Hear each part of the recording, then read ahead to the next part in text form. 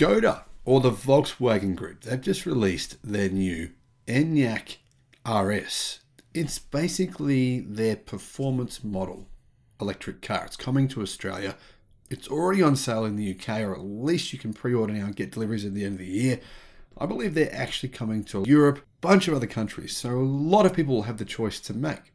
Should they buy this, or should they buy a Tesla Model Y? Well, I'm going to give you the lowdown. I'm going to give you the true, honest comparison. As you know, most motoring journalists they're sort of getting paid through advertisements from the cars they review, which is why for years I haven't really trusted them. Now, I've gotten feedback from these people themselves have contacted me, but none of them have really ever argued against that point.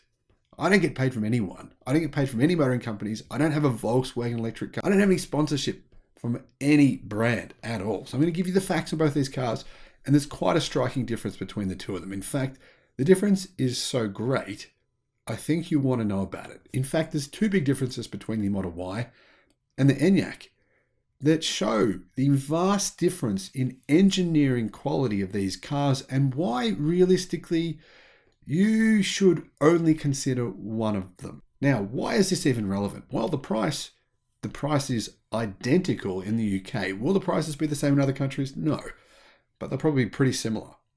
Hello, my friends. Welcome to the channel. I'm the Electric Viking. My name's Sam Evans and I'm coming to you from Melbourne, Australia. Thanks for tuning in, guys. Thanks for subscribing to the channel. Thanks for supporting the channel. It's great to have you. I've done a lot of comparisons recently between Tesla vehicles and other electric vehicles, and some of you are saying in the comments, it's not fair to compare a Tesla vehicle against another electric company. That's just not fair. Well, life isn't always fair. So I'm going to compare it. Okay. I find it shocking that people would think it's unfair to compare a Mars bar to a Snickers, or, to compare Nike to Adidas. How is it unfair? Please, if you feel that way, please give us a good reasoning in the comment section below of why what I'm doing here is unfair. What I'm trying to do is give you guys an understanding of why you should buy one product over another. If they're priced the same, right, and they're marking themselves as being a similar product, I think it's worth actually knowing which one you should buy. So, the Skoda Enyaq, the new RS model. Skoda are positioning this vehicle as a performance car. Now, I want to make it very clear. It's not a performance car. Yes, it does have 220 kilowatt of power. So it does have 295 horsepower in total from its two electric motors, one at the front, one at the back. But, pretty much every journalist who's reviewed this car said it's certainly not a sports car. Far from it, in fact. Why? Well, it weighs more than 2,240 kilograms. It's not light, and it's not big. So realistically, it's not a sports car. In fact, journalists are saying it doesn't handle like a sports car.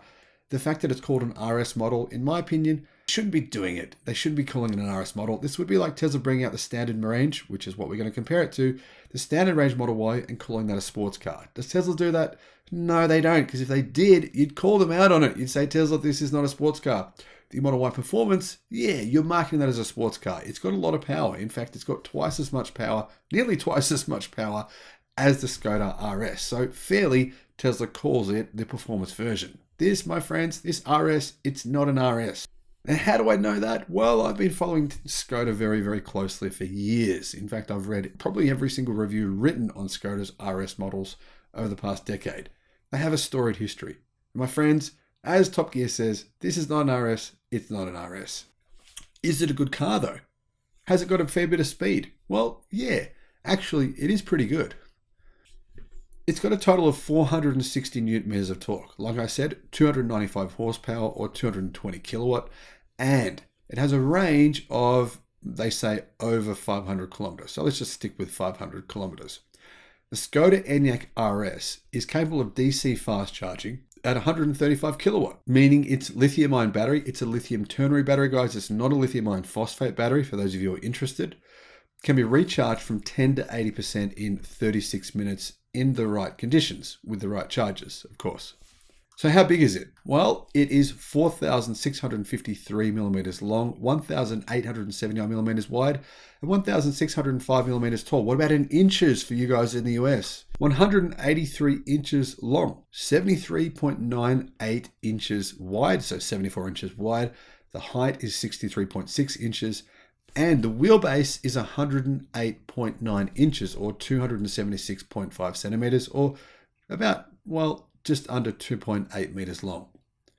What does this mean? It means it has a 585 litre boot, which is a decent size. It's probably a similar size boot to what you get in a BMW X5, which is a bigger car, but it's gasoline powered, of course. So that means it's a very similar size to a Volkswagen Tiguan Allspace, a Volvo XC60, and a little bit smaller than a Tesla Model Y. In fact, in general, it's just under 10% smaller than a Tesla Model Y. Now, Skoda say it benefits from a sports chassis with the ride height dropped 15mm at the front and 10mm at the back. It comes on 20-inch wheels with 21-inch wheels, an option if you want to get them. What about performance? 0 to 100 time? That takes 6.5 seconds. 0 to 62? Same time. Obviously 0 to 62 miles an hour. So performance is pretty similar to the standard range Tesla Model Y. Inside, it's got the biggest infotainment system, or the biggest digital screen ever put in a Skoda vehicle in history. It's 13 inches wide. And that sits next to the small 5.3-inch digital gauge cluster, which is just behind the steering wheel. So now you know all these facts, right? Let's compare it to the Model Y, which, like I said, is a very, very similar price. I would say Model Y will be cheaper in some markets, around about the same price in others. Depends on what country you're in. Okay, the Model Y, first of all. The standard range model, that's the model we're comparing it to because they're similar in price. That model is, of course, substantially bigger. The Model Y is 64 inches high. That's 1,624 millimeters. It's 4,750 millimeters long, which is 187 inches. It's 1,978 millimeters wide, which is 78 inches, and it has a 2.9 meter wheelbase, which is 114 inches. So as you can see, it's definitely a bigger car. And it definitely has a much bigger interior. In fact, the whole interior, if you put the seats down, is about 350 litres bigger. And pretty much all that space is going to the boot. The Tesla Model Y has the biggest boot in its class of any vehicle in the world. I've looked at the specifications on every single EV that I've talked about on this channel. The Model Y does have the biggest boot of any vehicle. You'll see there's a really good Car Wow video. If I can find it, I'll put a link in the description below showing the size of the Tesla Model Y boot. It's in general nearly twice the size of its competition. That's, in my opinion, a huge advantage. I obsess over the size of the boot in cars, and I love that feature in the Model Y. So big advantage there to the Model Y. The boot size is nearly 900 litres. Plus it has a frunk, which the Skoda Enyaq doesn't have, meaning in total interior storage space is 917 litres compared to the 565 for the Skoda. So a pretty big win there for storage space. But if you don't care about storage space, whatever, that doesn't matter. What does matter though is something like weight. The Skoda Enyaq is 2,250 kilos. The Tesla Model Y, well, actually, it's a different weight to what it used to be. The Model Y used to weigh 1,923 kilos. However, it's now 1,909. So the Model Y is 4,208 pounds, and the smaller Skoda Enyaq is 4,960 pounds. So that's a 750 pound difference. The Model Y, yeah, it's bigger and it weighs 750 pounds less. You would think, right, maybe that's because the Skoda Enyaq has a massive battery pack and it's going to give you way more range than the Model Y because of that.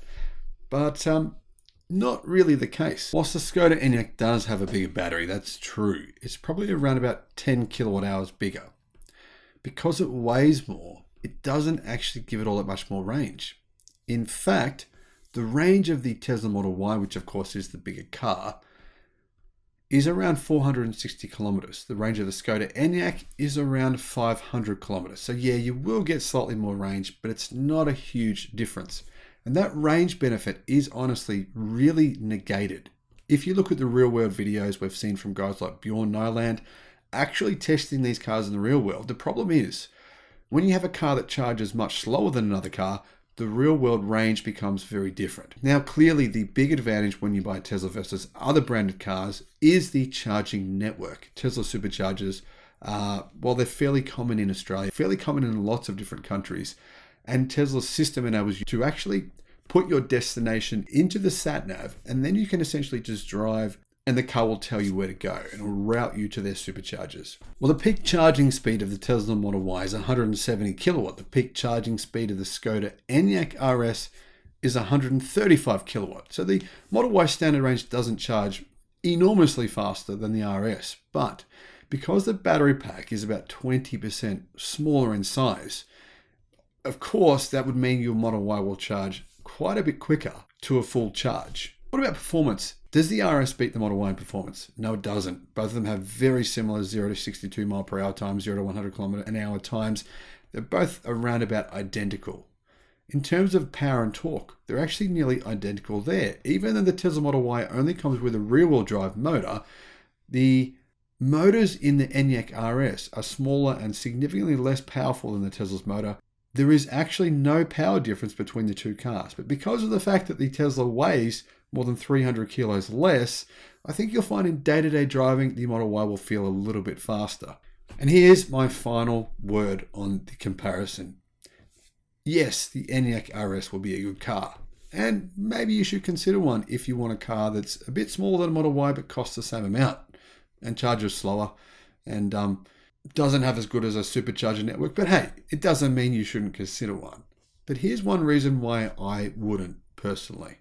The battery pack in the Tesla Model Y is a lithium iron phosphate chemistry. What this means is you're more than likely to get 2 to 3 times as long of a life out of that pack as you are out of the lithium ternary pack in the Skoda Enyaq RS. Lithium iron phosphate batteries will give you a much longer life and also have another key benefit, which provides you more range. Realistically, lithium ternary batteries, the manufacturers of the batteries, they recommend that you don't charge them beyond 80% charge capacity. So what's 80% of 500 kilometers, right? It's a fair bit less than the 460 kilometers of range that Tesla claimed the Model Y standard range model has. That means on a day-to-day basis, you're actually not going to get any more range out of your Skoda Enyaq if you only charge it to 80% as the manufacturer recommends. Because lithium iron phosphate batteries, you can charge them to 100%. In fact, you're even encouraged to charge them to 100%. From what I've seen, all the battery recalls, and there's been a lot of them over the last few years, well, about 99% of global battery recalls have been for lithium ternary battery packs. And yeah, the other 1%, that's been for lithium iron phosphate battery packs. Now, currently, more than 60% of all Tesla vehicles sold worldwide have lithium iron phosphate batteries in them. And those batteries have been trouble-free. In fact, I've read a few reviews of people using those cars for more than 500,000 kilometers, basically not servicing them at all, and still having 95% battery range left in the pack. That to me is a really good reason to buy not only the Tesla, but in general, a vehicle with a lithium iron phosphate pack. Now, if you're wondering what other vehicles have lithium iron phosphate packs, there's not a whole lot of choice. BYD, all of their EVs have lithium iron phosphate packs. In fact, BYD is even a battery supplier for Tesla in some countries. As you can see from this review, to be completely objective on a specifications basis, the Tesla Model Y does win, hands down. It wins basically in every single category, and there's really no other way to look at this. I can't find a way. Actually, there's one thing I can find, guys. If you want a little 5-inch digital driver screen in front of you, right in front of the steering wheel, you need to buy the Skoda Enyaq. So that's one big thing the Skoda Enyaq RS has going for it. Thank you guys for watching. Let me know your thoughts in the comment section below. Which of these cars do you prefer and why?